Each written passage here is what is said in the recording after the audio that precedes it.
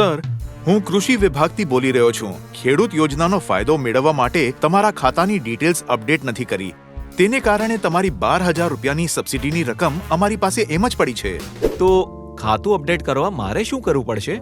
તમે વેબસાઇટ પર જઈને જાતે અપડેટ કરી શકો છો અથવા મને અમુક જાણકારી આપો તો હું તમારા માટે અપડેટ કરી દઈશ. હા બિલકુલ, પ્લીઝ તમે જ અપડેટ કરી દો ને.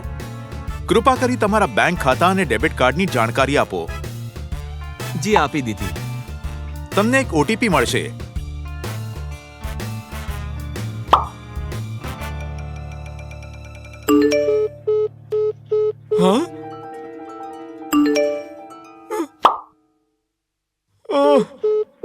હું તો છેતરાઈ ગયો.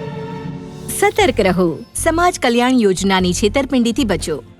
શું કરવું?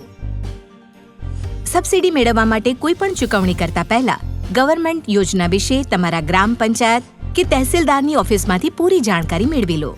ઘટનાનો રિપોર્ટ તમારા નજીકના સાયબર ક્રાઇમ પોલીસ સ્ટેશન અને national cyber crime reporting portal cybercrime.gov.in પર કરો.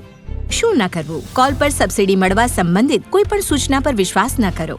પાત્ર લાભાર્થી ડેટા પહેલેથી જ રાજ્ય સરકાર પાસે ઉપલબ્ધ હોય છે. તમારા જિલ્લા કે ગ્રામ પંચાયતના જનસેવા કેન્દ્રમાં તમે નોંધણી કરો, પછી જ સરકાર તમને લાભ પ્રદાન કરે છે. તમારો ઓટીપી કોઈની પણ સાથે શેર ન કરો.